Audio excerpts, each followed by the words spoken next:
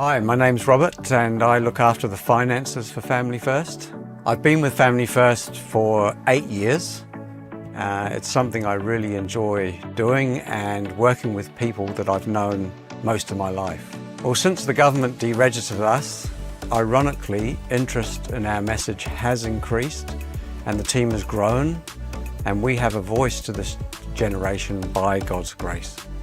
And being so close to the finances, I'm constantly amazed at the generosity of our supporters. So keep supporting us with your backing. We can do wonders. Thank you, Robert. If you've ever made a donation and you've got an email from a Robert, now you know who the Robert is. And with any organisation, you need accountability and transparency and making sure that we're good stewards of our money. So we're grateful for having Robert on team. Would you consider a special financial gift? It's our 20th anniversary. And if you feel we've spoken on your behalf and you've appreciated our approach to all the family and political issues in the media and the public domain over the past 20 years, then please join Robert and me and the conservative movement that we are building in New Zealand. Thank you for your consideration of this. Go to familyfirst.org.nz/donations to invest and help us to promote strong families, marriages, religious freedom, the value of life. familyfirst.org.nz/donations, and you'll get a thank you letter and a receipt from Robert. Thank you.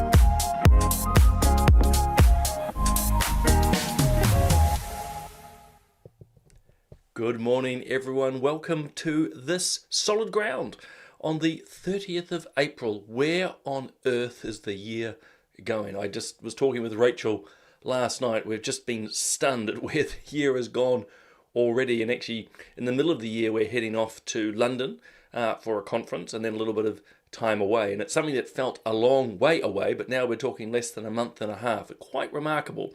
But anyway, welcome to Solid Ground, where we talk the political, ethical, social, cultural, philosophical issues of the day. And once again, there are no shortages of topics coming in both here in New Zealand and overseas.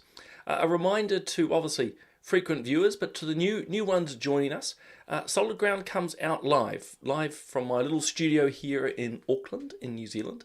And so if you're on the Family First Facebook page or its YouTube channel, your comments will come to me live in the studio. And so I'll do my best to respond to them, as you might imagine, both with time, because this is about a 30-minute show, with time, but also the volume of comments that come in. I'm not always able to get to each and every one of them, but your comments on the stories that I'm discussing are welcome. Or if there's something else happening, particularly in New Zealand, that you want to ask me about, well, go for it. And I will do my best to answer. And just to, well, I suppose I can prove it this way. This is tapping, as I say, the Family First YouTube and Facebook page, whereas a lot of the regulars will say good morning, which I always love. So we've got Harrison. Good morning, Lynette. Nigel telling me it's quite sunny down there in Te Awa Mutu. Good morning to Jackie. Darren, apologies, Darren, is foggy. It's funny, where I'm sitting, it is complete blue sky, but I'm pretty closer to the water. A lovely start there from Bernice. It is indeed the day the Lord has made. Edmund, lovely to have you along. It's a little nippy down in Taupo, I understand there from Rosie. Samuel, good morning from beautiful Timaru. Harrison's also pointing out to me Right, this is actually, I'll put it up because he's talking about the New Zealand First Members Bill, which is around defining a man and a woman. I mean, how ridiculous is it, guys, that we need to pass legislation to tell people what we've known about for the, millennia. Anyway, so last night, the context of what Harrison's put in there, and there's a few other comments, is last night in Parliament was what they call a Members' Day. So members' bills were discussed. In fact, one that I've been a great fan of, modern slavery, passed its first reading, and Harrison's noting that the definition of a woman is now number 4 on the order paper, so like the menu, the order that bills are going to be discussed. Just one heads up, particularly for you, Harrison, but for others to know, Members' Days only happen every second Wednesday of a sitting block. So if there was a Members' Day yesterday, it's not going to be till another 2 Wednesdays. But that it's number 4 is pretty good. It means, and this is quite important from the Family First side, it's going to be a vote. And so we're going to see before the election which of our MPs understand what a man and a woman is and which don't. We're going to learn very quickly which MPs and which political parties are compromised on trans ideology and are more than prepared to put women, biological women, at risk and also ultimately to harm children. It's going to become very explicit. So actually we at Family First are quite excited that this bill has been drawn out because it's going to flush out the MPs and the parties of where they stand on this, most fundamental of matters. Because put quite simply, if people, particularly those in leadership, cannot understand the difference between biological men and biological women, they cannot be trusted on just about anything else. Because to not understand that is to lie. It's just fundamentally a lie. And so we just have to stand up to that. And as I say, I think it's a great opportunity. And so thank you in this case to New Zealand First. I think it's great. As I'm sure too, the MPs are quite nervous about this. They'll be discussing it at length in their caucuses. I suspect for some of the bigger parties, they will try to make this a party vote. They'll try to whip everyone. The argument will be, look guys, I know you have your different views, but actually for the sake of us trying to win an election, let's keep the focus on the economy or law and order or health. Let's not get distracted by talking about this definition of a man or a definition of a woman bill. That will be the play. But regardless, it will tar, if that's what they do, it will tar every MP. As we say, we're soon to find out if our MPs are smart enough to know what a man and a woman is. Amanda, good morning there from the Wairarapa. Beautiful. We've got Alan as well. Lovely. It's South Auckland. Lovely to have you along. Rosie making a comment that while she's not a doctor or a biologist, she knows what a woman is. I think 99.9% of us do. And Amanda's asking about the free trade. I've hit that free trade agreement from around India. I'll only touch on that very briefly, not to avoid anything. But Bob and I have got political playback tonight. In fact, there's quite a number of New Zealand political topics that he and I will be talking about. That's from 5 o'clock live across all the channels that you're currently watching. That's a great one to check out. But look, with the free trade agreement, some really quick high-level thoughts from me. I'm on it's a good deal, or rather it's good to have a deal. Having a free trade agreement with effectively the second largest and possibly soon to be largest economy in the world is a very good thing. Put in the negative, it's better to have it than not. So I think that's good. I think there are, though, a whole host of questions which it's going to take us days and weeks to answer because it's only been about 24 hours since the text of the agreement was released, and it's huge, as you might imagine. And so it's going to take a while to wade through it and to see whether the likes of Todd McClay as the Trade Minister or Chris Luxon are right on various issues, or the likes of Winston Peters. So Winston's been kicking up quite a stink around immigration numbers and around the fact that New Zealand has to invest, I think it's something like $20 billion into India, which is huge. We need to delve into that a little bit more to understand the specifics. So like with the $20 billion, that's huge amount of money. But is it over a year, 5 years, 10 years? And if we don't achieve it for whatever reason, what are the penalties? So in other words, we've got to get into the details. I am a little bit concerned that there's some, what I would say, issues for domestic decision, which the trade agreement's forcing us. So one of them is the agreement says New Zealand has to endorse various UN positions, United Nations positions. I'm not comfortable with that. I have to say. I'm not actually interested in what the positions are. I just don't think an international trade agreement should be forcing New Zealand's hand on something which is really a decision for us as New Zealanders to make. New Zealanders should decide whether we want to sign up to various UN declarations or treaties, not the Indians in this case, or the Chinese if you want to look at another free trade agreement, or the EU. And this is probably the last thing I'll end on. Having sat, as people probably know, or if newbies are finding the show, I used to chair New Zealand's Foreign Affairs, Defence and Trade Committee, so I'm very familiar with these agreements. I'm concerned that over the years they've expanded and expanded, so they've moved out from being just simply about trade to everything from women's rights to Indigenous rights to environmental aspects. There's chapter upon chapter as these international agreements bind our country to another, and not just simply in trade. And I'm not particularly comfortable with that, I have to say. Oh, and the final thing is it's pretty much a done deal.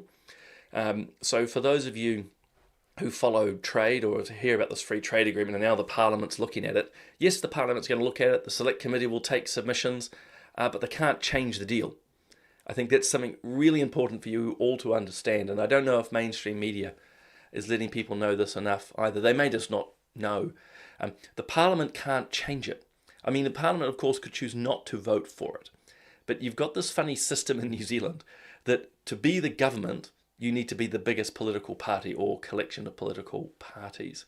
And so for you to go out and negotiate the deal, you're the government, which means that your party's going to back it all the way through. Doesn't matter if you're Labour or National, of course, a coalition at the moment. Just understand it's not complete theatre. It is important to get people's feedback on the trade deal. The Parliament still can write a report. The Select Committee can write a report, indicate issues, but the government is not bound to make any changes. And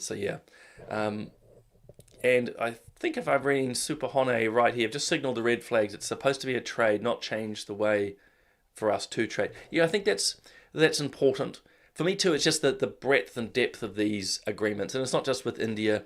The EU free trade deal would be an example as well, one of the more recent ones. It just goes far too broad for me.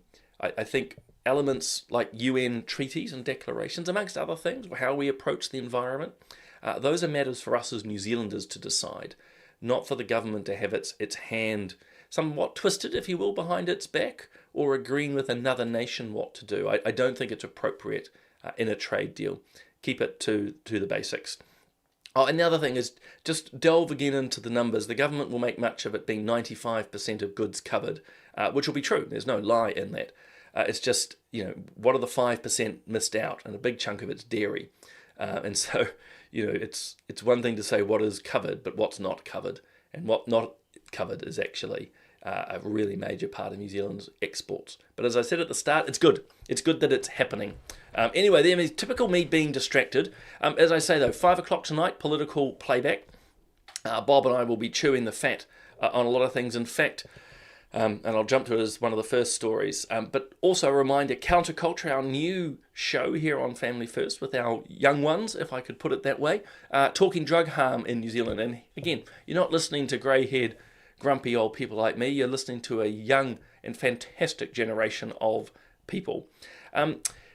Speaking of then political things, we'll be discussing this tonight. Literally, it was just on the news this morning, so I haven't fully got my head around it. But it sounds like Chris Luxon wanted to be more... So this has come from emails, so I should back the horse and cart up. New Zealand First has released some email correspondence between himself, so Winston, and Luxon around the messaging with the recent Iran conflict, so when America and Israel attacked the Islamic Republic. According to the news report, Luxon wanted to go in firmer. Winston basically told him off and said, you need more experience, mate. But interestingly, they've released the emails, or New Zealand First has. It's clearly an election year, and the gloves are coming off between both New Zealand First and National. But as I say, Bob and I will talk about that more tonight, 5 o'clock live on Political Playback. I was going to start with this story. Granted, it's from the UK, but I do try to start with some good news stories. Although I suppose the underlying foundation of it isn't particularly positive. So the man on the right, the one with the little red lapel pin. His name is David Campanelli, and he was a candidate for the I'm getting tongue-tied, Liberal Democrat Party in the UK. But basically he was kicked out of being a candidate because he was a Christian. And that was explicitly done. They didn't like the fact that he was a Christian and had Christian values. And sad to say, really, for a political party, the Lib Dems, again in the UK, had become deeply anti-Christian and very hostile. But anyway, David took them to court, and unsurprisingly, he's won his court case because they're discriminating against him because of his Christian beliefs. I mean, you imagine had the Lib Dems discriminated against someone who was a Buddhist or a Hindu, a Muslim, or a Jew. I mean, all hell would have broken loose. But in this case, because he was a Christian, they got away with it for a while. But long and short, they've lost the case, which I think is excellent. And they're going to have to pay, the political party is going to have to pay David about £250,000. That's probably about $500,000 New Zealand. But just absolutely disgraceful that that is happening. But it is happening more and more, I'm afraid, to say, in and around the world, the sort of hostility towards Christians, and then the double standard when it comes to a lot of other religious or philosophical traditions, which I might add, there should be no discrimination. I'm not advocating that other religions or other philosophical beliefs be discriminated against, but it's a growing trend. You'll know here and around the world, because you've heard me talk a few times now about that interview I did with Päivi Räsänen, the Finnish MP, criminalised for quoting the Bible. The safe zones around abortion clinics, the conversion therapy laws here in New Zealand, the constant push to have hate speech laws and so on. So it is a major problem, but I think that's a win. Despite me talking about the wider problem, it's a win that he has won. In breaking, though, and sad news, this is coming out of the UK, 2 attacks on Jews. Looks like another Islamic terrorist, and potentially ties to Iran. So this is a place called Golders Green, and a 76-year-old and a 34-year-old have just in the recent hours been stabbed in the street. They have survived. They're in a stable condition. But I'm raising this because it's just a major growing problem in the UK, and I want to draw attention to Keir Starmer's comment, because I don't know about you, I'm getting sick and tired of statements like this, and you get it here in New Zealand as well. But there's a major problem developing in the UK, and there's hints of it here in New Zealand. We obviously have it in Australia, where Jewish Australians were targeted again by Islamic-inspired terrorists in Bondi Beach. So this guy, it does seem, early indications, they're reporting that it's potentially tied to Iran. It was specifically a targeting of Jews. It's been declared a terrorist incident.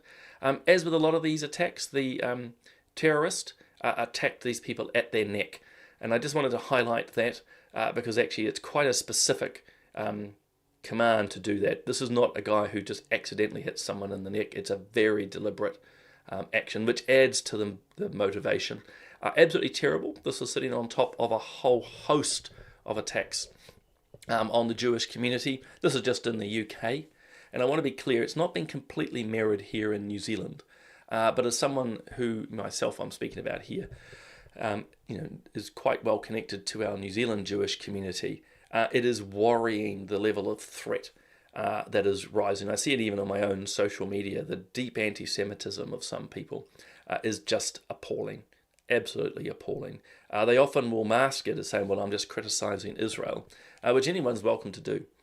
You're welcome to criticise the state of Israel, the political leadership and what it's doing, the conduct of its conflicts and so forth. But there's a deep anti-Semitism, unfortunately, in New Zealand as it is in the UK. And we really have to nip it in the bud or else we're going to see what we are witnessing tragically overseas. And it's been fueled by at least 2 elements, the likes of Golders Green. One is, of course, allowing anti-Semitism to spread. We can think again of New Zealand, how it has been celebrated in many ways, enabled to continue. And secondly, we've imported the problem. And that also has to be said. They didn't have this problem in the UK a while back. It isn't an imported problem, and a problem that's been allowed to fester and is mutated now. And unfortunately, some really good people good, smart people, and I see them here in New Zealand, have gone down a terribly anti-Semitic rabbit hole, and it has to be called out, which is why I'm calling it out.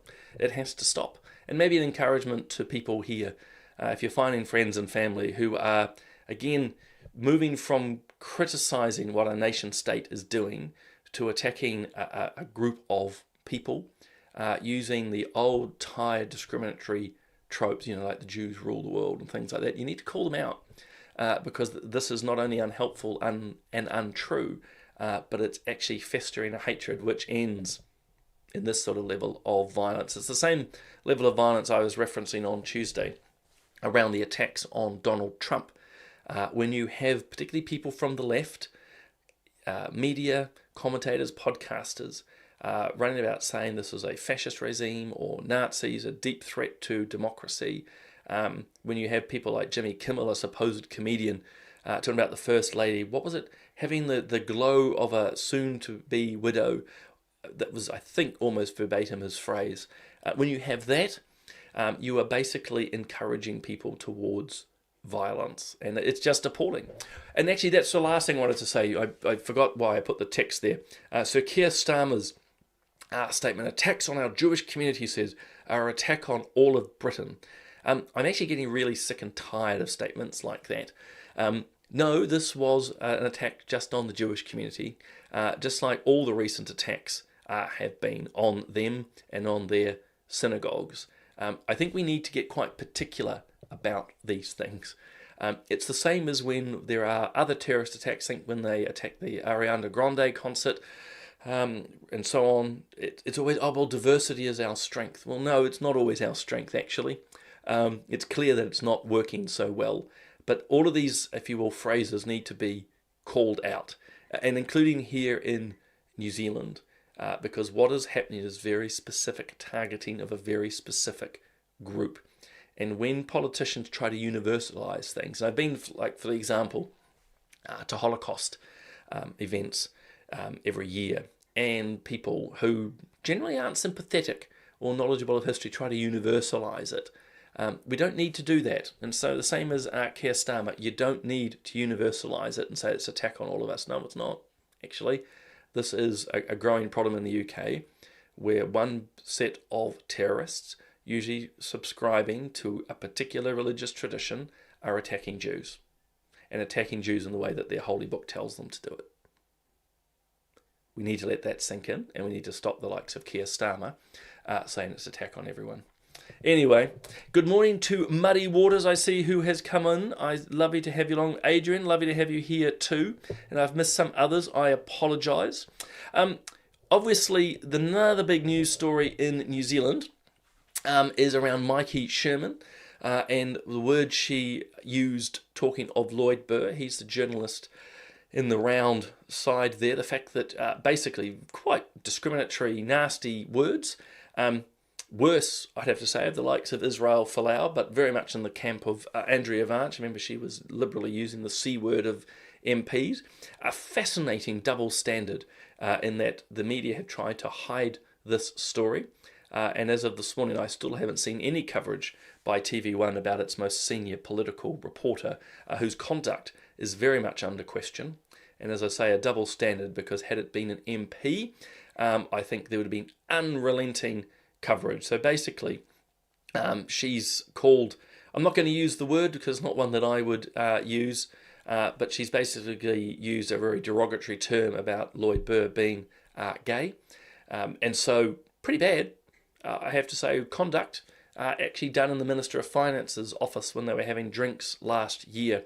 So Bob and I will dissect that more on Political Playback tonight, because again, we're going to run out of time today, because, well, I've been answering other questions, and like me as usual, getting distracted. But interesting double standards of how the media's gone silent. In fact, the media, TV1, threatened News Talk ZB with defamation, I think it was, or a lawsuit of some description if they reported on this. As I say, imagine if it was an MP using derogatory terms of a journalist. It would be unending. So we'll talk about that on Political Playback a lot more. And just to, I've been talking a little bit about the UN earlier, And I just wanted to play this. It's what's just come out of the UN around Iran. So I know I've bounced around topics, but maybe it's the foreign affairs in me. Get this, the United Nations has just voted to put the United Nations has just voted to put Iran onto its Nuclear Non-Proliferation Committee. You couldn't make this stuff up. I'll see if I can play it. To item 9 of the provisional agenda, the election of vice presidents of the conference. I have received the following candidatures for the posts of vice presidents.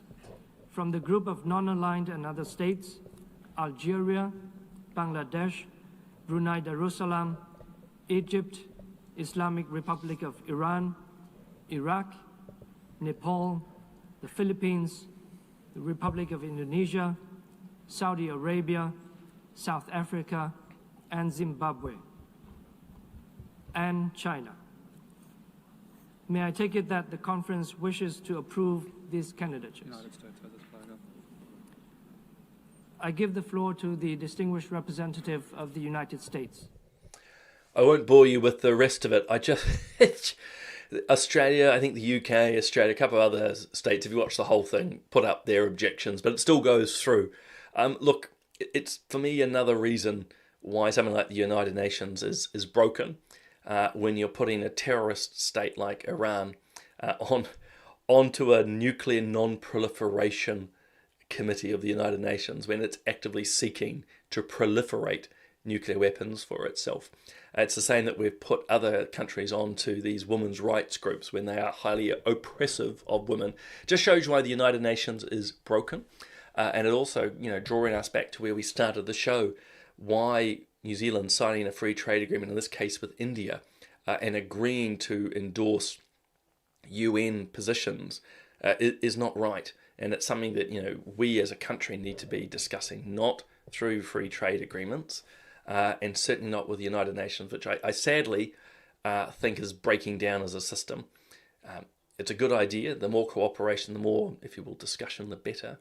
But I'm sad to say, when you're putting Iran onto a nuclear non-proliferation committee, or Afghanistan is onto some women's rights committee, I mean, good Lord, it's clearly become a bit crazy. I'm obviously losing my English. I'm trying to be somewhat diplomatic. Look, I'm going to end it there, guys, because we're coming up to 8 o'clock. As I say, a reminder that we've got political playback tonight. We'll be touching on the Maiki Sherman situation. I have no doubt with the breaking news around this latest fight between Chris Luxon and Winston Peters, we'll be talking about that. As I say, never any shortage of discussions.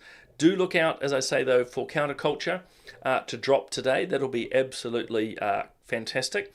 And we only just released this podcast. His name's Jared Holland. He gave an amazing speech when I was in Sydney in February around what's happening to our boys and men, what is driving real challenges for young men these days, but also solutions of how to get out from it. So I won't, well, actually, I'll just give you a hint. He talks about the fact that, particularly young men aren't able to afford a house and provide stability, that so many now are coming from fatherless families and are surrounded by a culture which effectively puts men down.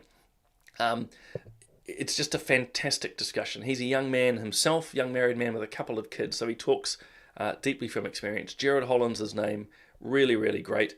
I'm sure hopefully you have been getting emails from the likes of Bob. He's prolific. He's prolific on his Substack and really, really good. I haven't got to write one this week, so my one is still there from last week, where I'm talking about the shenanigans happening in the National Party and describing how what happened in recent weeks is nothing new. So check those out. Check out all the content that Family First has. As you know, you can watch, you can read, you can listen. There is no shortage of stuff, guys. I'm going to leave it there. I will look forward to seeing those of you joining us tonight at 5 o'clock. Otherwise, I'll see you on Tuesday.